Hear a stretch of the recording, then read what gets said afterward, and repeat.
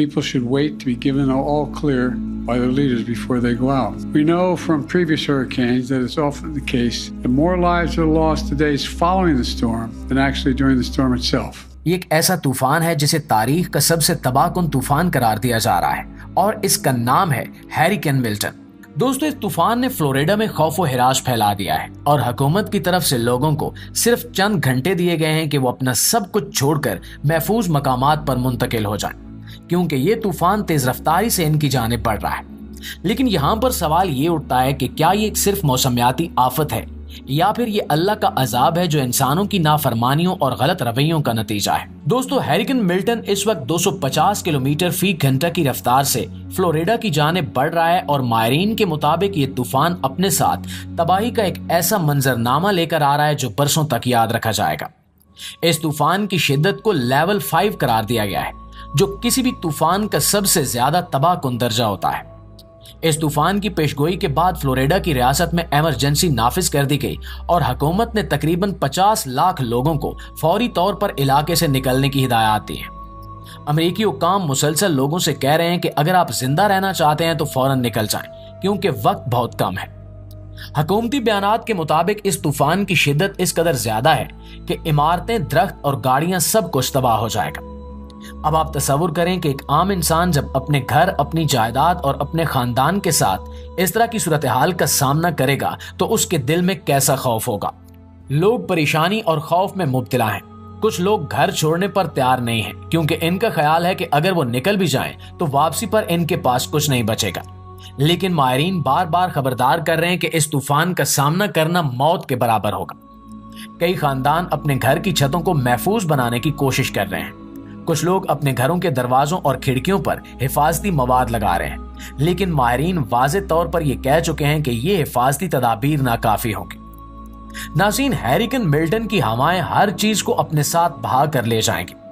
حالات اس قدر بگڑ چکے ہیں کہ امریکی صدر جو ایک عام دورے پر تھے، انہوں نے فوری طور پر اپنا دورہ منسوخ کر دیا اور عوام کو براہ راست پیغام دیا کہ آپ کے پاس وقت بہت کم ہے، اگر آپ زندہ رہنا چاہتے ہیں تو فوراً یہ علاقہ چھوڑ دیں۔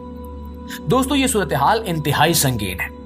حکومت، ماہرین اور عالمی میڈیا مسلسل اس طوفان کی شدت اور تباہ کاری کے بارے میں خبردار کر رہے ہیں۔ یہ صرف ایک موسمیاتی آفت نہیں ہے بلکہ فلوریڈا کی تاریخ میں ایک نیا باب لکھنے جا رہا ہے۔ لوگ اس وقت خوف و ہراس کا شکار ہیں اور سڑکوں پر بھاگتے ہوئے نظر آ رہے ہیں۔ ناظرین گرامی، جب بھی کوئی آفت آتی ہے تو وہ صرف مادی نقصان ہی نہیں کرتی بلکہ اس کا اثر انسانی جذبات اور نفسیات پر بھی گہرا ہوتا ہے۔ ہیریکین ملٹن کے فلوریڈا کے رہائشیوں پر جو جذباتی اثرات پڑے ہیں وہ ناقابل بیان ہیں۔ جہاں ایک طرف لوگ اپنے گھر، سامان اور زندگیوں کے لیے فکر مند ہیں، وہیں دوسری جانب خوف، بے یقینی اور غم نے انہیں گھیر رکھا ہے۔ آپ تصور کیجئے کہ آپ اپنے گھر میں برسوں سے رہتے آ رہے ہیں، وہ گھر جہاں آپ کی یادیں ہیں، آپ کے بچوں کی ہنسی، آپ کی خوشیاں اور غم سب کچھ محفوظ ہے، اور پھر ایک دن اچانک آپ سے کہا جائے کہ یہ سب چھوڑ کر فوراً نکل جا کیونکہ آپ کی جان خطرے میں ہے۔ اس وقت آپ کے دل پر کیا گزرے گی؟ اور یہی صورتحال اس وقت فلوریڈا کے لاکھوں لوگوں کی ہے۔ انہیں اپنے گھروں سے نکلنے پر مجبور کیا جا رہا ہے اور اس کے پیچھے خوفناک حقیقت یہ ہے کہ وہ جانتے ہیں کہ واپسی پر شاید کچھ بھی بچا ہوا نہیں ہوگا۔ اس کے علاوہ جہاں ایک طرف ہیریکین ملٹن نے فلوریڈا میں خوف و ہراس پھیلا رکھا ہے، وہیں دوسری طرف ایک نئی بحث نے جنم لے لیا ہے جو سازشی نظریات اور حکومت پر بڑھتی ہوئی بد اعتمادی پر مبنی ہے۔ کئی لوگ اور خصوصاً وہ افراد جو حکومت پر اعتماد نہیں رکھتے، ان کا کہنا ہے کہ اس کے پیچھے کہانی کچھ اور ہے اور یہ طوفان شاید کسی بڑے منصوبے کا حصہ ہو سکتا ہے۔ یہ باتیں سننے میں عجیب لگ سکتی ہیں، مگر کچھ لوگوں کا ماننا ہے کہ اس طوفان کے پیچھے جدید ٹیکنالوجی کا ہاتھ ہے۔ اسرائیل اور فلسطین کے درمیان جاری کشیدگی کو بھی اسی طوفان کے ساتھ جوڑا جا رہا ہے۔ لوگ دعویٰ کر رہے ہیں کہ جب کبھی دنیا میں کوئی بڑا تنازع یا جنگ شروع ہوتی ہے تو موسمیاتی آفات یا تباہ کن واقعات اچانک سے بڑھ جاتے ہیں۔ شاید یہ طوفان جنگی مقاصد کو چھپانے یا بین الاقوامی توجہ کسی اور سمت موڑنے کے لیے پیدا کیا گیا ہو۔ لہٰذا یہی وہ بات ہے جس کی وجہ سے لوگ حکومتی بیانات اور وارننگز کو سنجیدگی سے لینے سے ہچکچا رہے ہیں۔ بعض لوگوں کا یہ بھی خیال ہے کہ اس طرح کے طوفانوں کے پیچھے کسی بڑے عالمی ایجنڈے کا ہاتھ ہو سکتا ہے جو موسمیاتی تبدیلیوں اور جنگوں کو کنٹرول کرنے کے لیے بنایا گیا ہے۔ یہ سازشی نظریات عوام کے درمیان خوف اور مایوسی کو بڑھا رہے ہیں۔ اب جہاں ایک طرف کچھ لوگ انخلا کر رہے ہیں، وہیں دوسری طرف کئی افراد نے इन नजरियात पर यकीन करते हुए अपने घरों में ही रहने का फैसला किया है, क्योंकि वो समझते हैं कि ये सब कुछ एक गेम का हिस्सा है। और इस बदएतमादी ने सूरत हाल को और भी पेचीदा बना दिया है। अवाम इस वक्त उलझन का शिकार है कि वो किस पर भरोसा करें और क्या करें। लेकिन नाज़रीन, दूसरी जानिब अगर ये तूफान अपनी पूरी शिद्दत के साथ इलाके को निशाना बनाता है तो घरों, कारोबारों, गाड़ियों और दीगर कीमती असासों का नुकसान इंतहाई भारी होगा।